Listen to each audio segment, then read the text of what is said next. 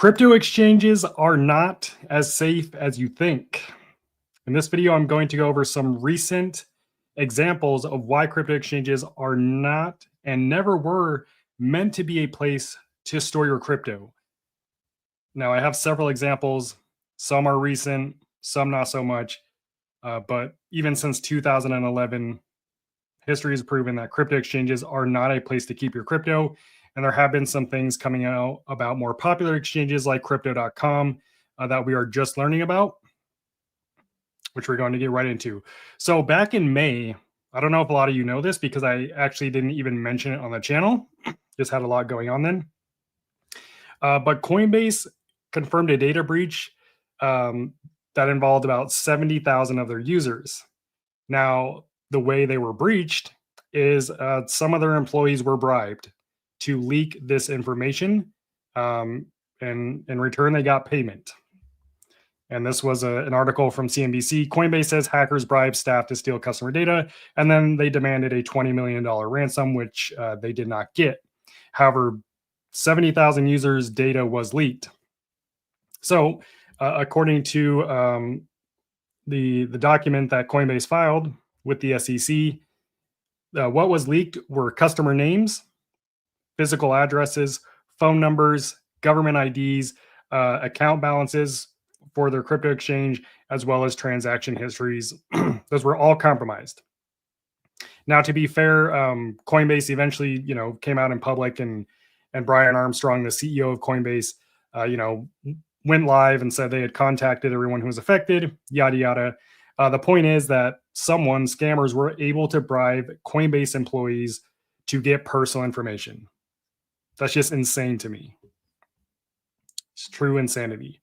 Apparently, the breach actually began back in December of 2024, and then they received the ransom email in May of 2025, which was a few days after, about May 15th, Brian Armstrong went live on Twitter and basically, put this all out into the open.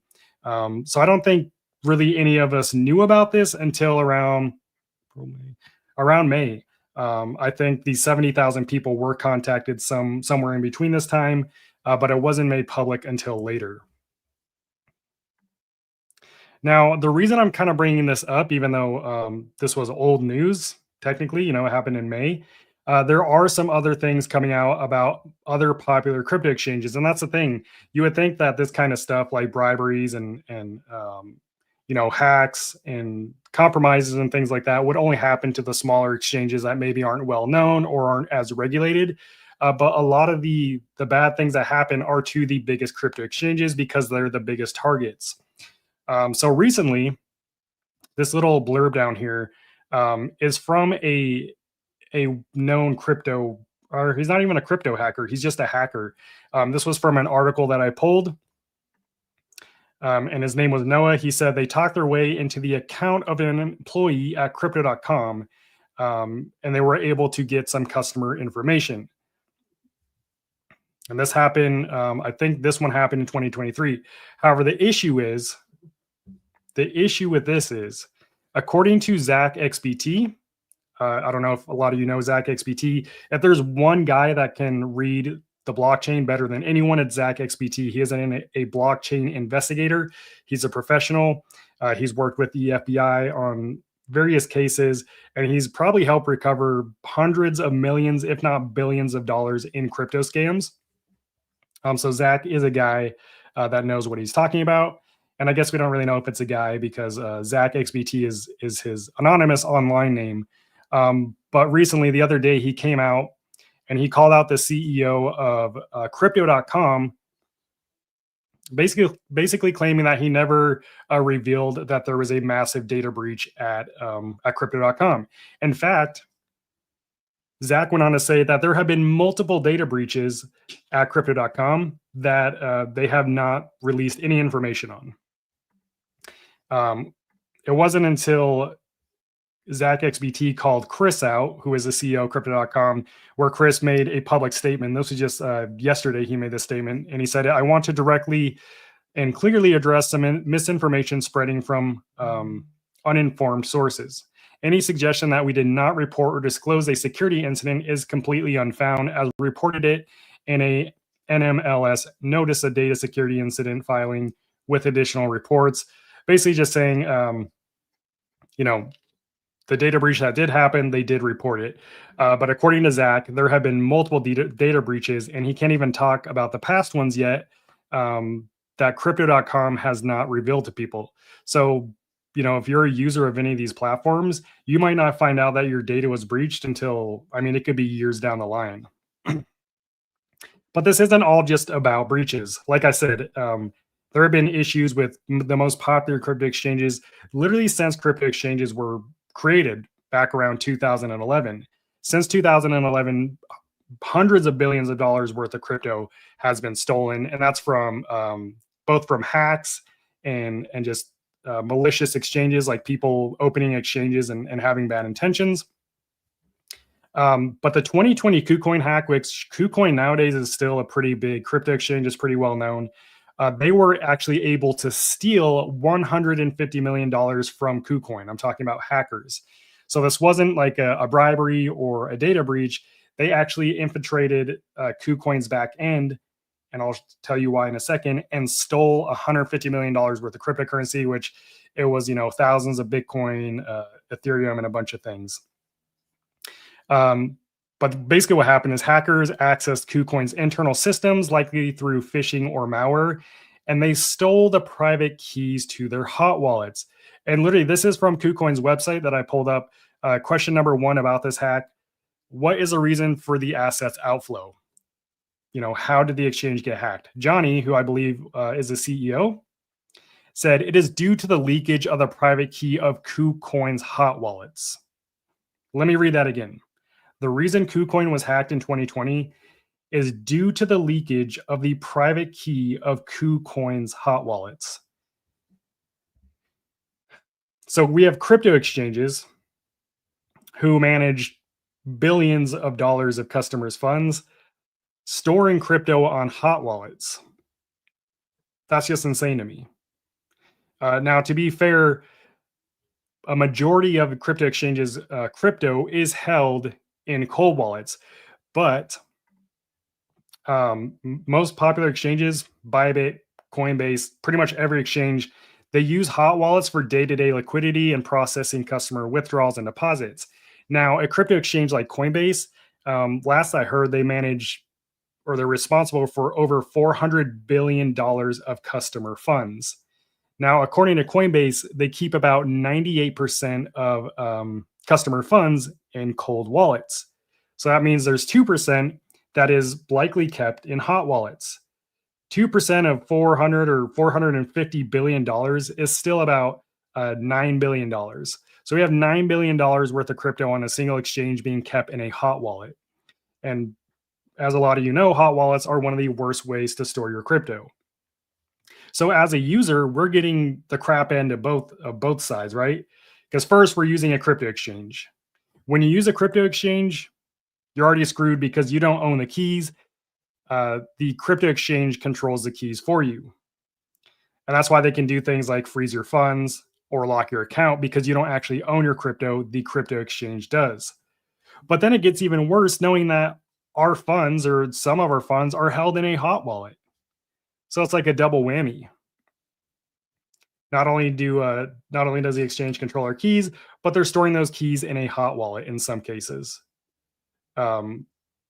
Which to me is just like, it just goes to show that crypto exchanges really were never meant to be a place to store crypto. They are for trading crypto. You buy your crypto and then you get it into your own wallet. You sell your crypto, then you transfer it to your bank. The way that they keep people there is they offer incentives. They reward you for holding crypto on their exchanges. They let you, set, stop losses and things like that, which can be helpful for sure. But I'd say the main way they keep people on their platforms is simplicity, and then by offering rewards for holding crypto on their platforms.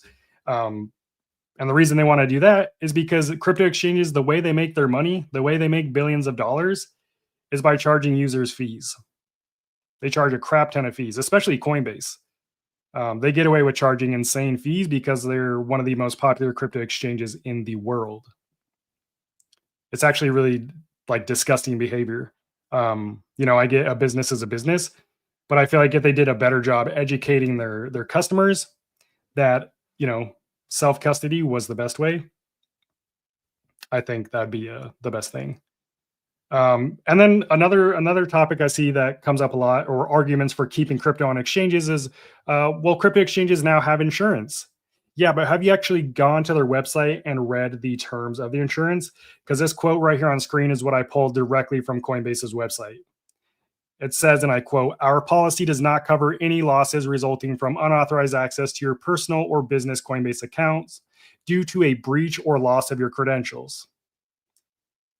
So even though they had an employee who literally gave out users' credentials, if any users were affected by those, legally they wouldn't be required to reimburse them. That's kind of how that reads to me. Now, obviously, I'm not a lawyer. I'm sure this could all be determined in court. Um, but you really have to look at like what exchanges offer in terms of insurance and things, because it gets even deeper than that. And again, I'm pulling this all from their website. Also on Coinbase's insurance policy, it says, however, total losses may exceed insurance recoveries, so funds may still be at risk. Basically, if losses exceed what the insurance covers, then they might not be able to repay everyone. So basically, it's kind of like, it's more of like we make you feel good thing, right? Like, use our exchange. We offer insurance. Now the thing is, exchanges aren't FDIC insured because you can't. It's different to insure a bank, which crypto exchanges are not a bank, than digital currency, um, and it's a whole mess.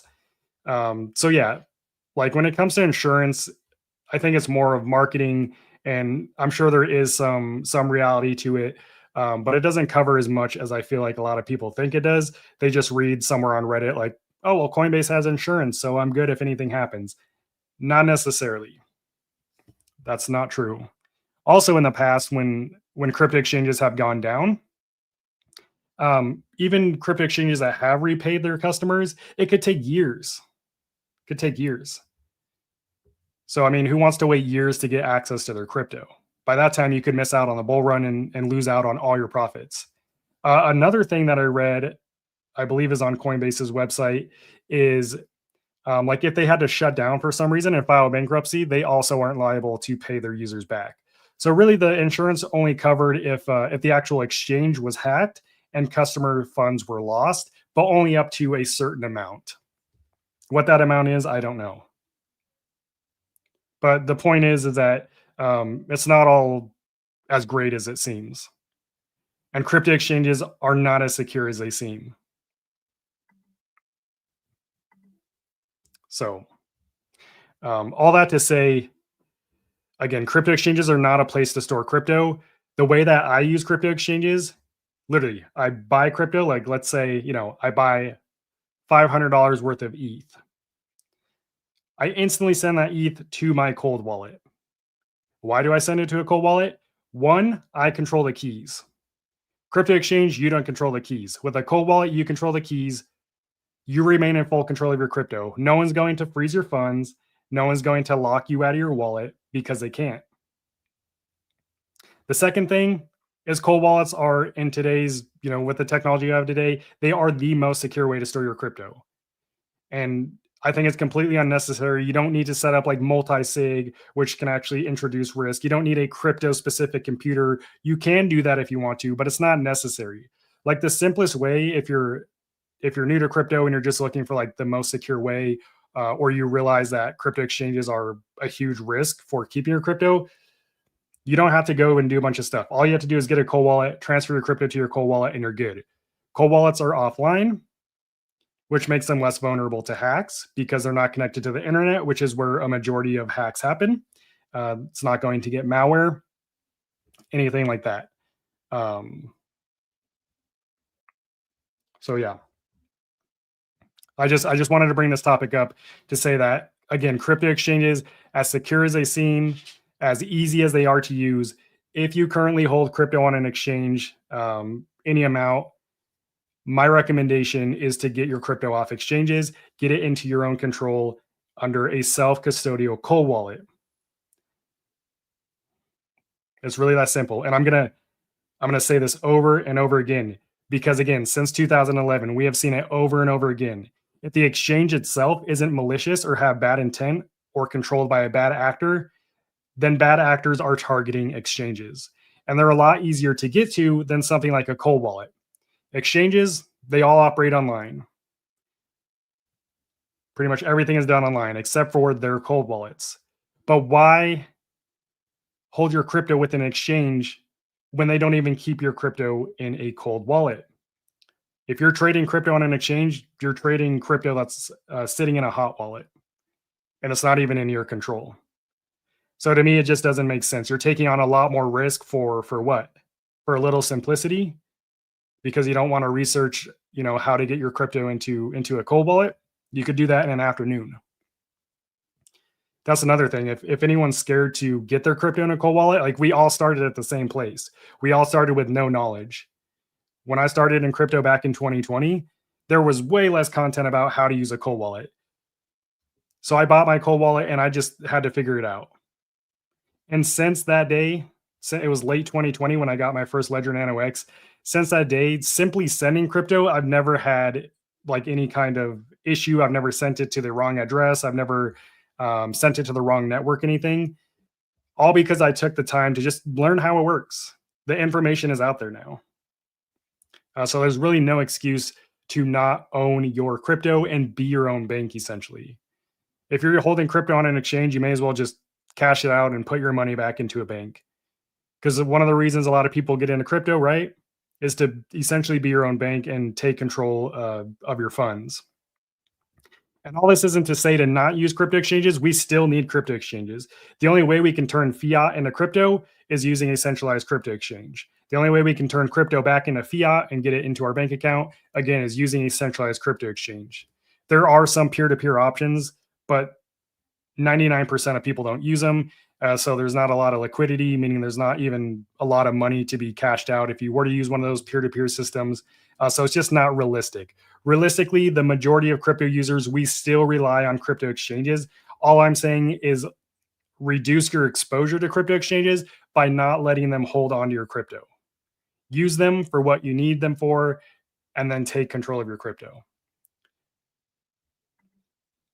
Now, of course, I'm going to recommend two wallets. If you're a complete beginner, Tangem is the best option. I've been using Tangem for 3 years now. It's literally just a card. It comes in either a 2 or a 3 pack, and all you need to use it is your phone. Ask anyone in the chat here who has a Tangem wallet. They'll tell you it's one of the best wallets on the market. And it's the reason Tangem has sold more than 6 million, or they produced more than 6 million cards, and not a single one has been hacked. That's also the reason why they kind of came up out of nowhere and took over the industry. And I just highlighted a couple key things here. It's the quickest and easiest wallet to set up. It takes about 3 minutes, depending if you use a seed phrase or not. It's protected by an access code, which is a password. You can use as many numbers and letters and symbols as you want to.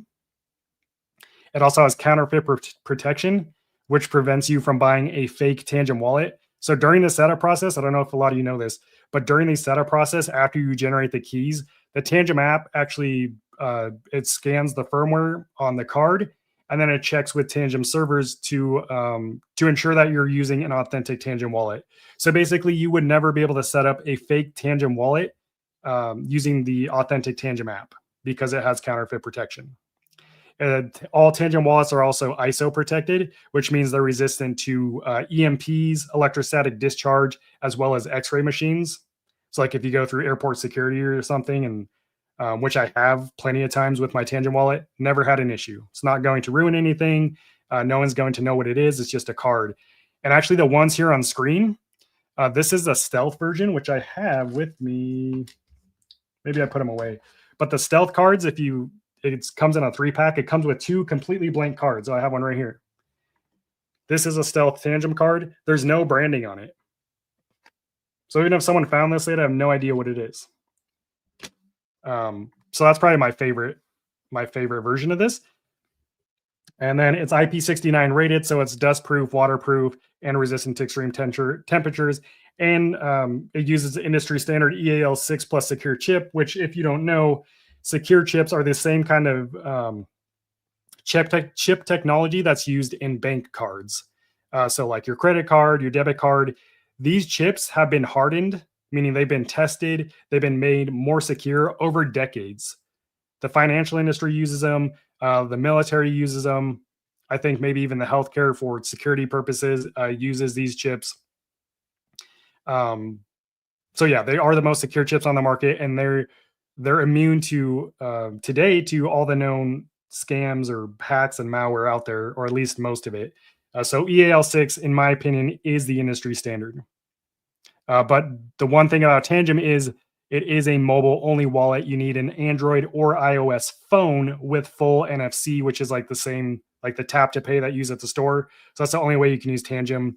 Um, all that to say, if you're interested, if you want to get your crypto off the exchange and become your own bank, the link to this Tangem wallet is in the description. You get 20% off right now using that link.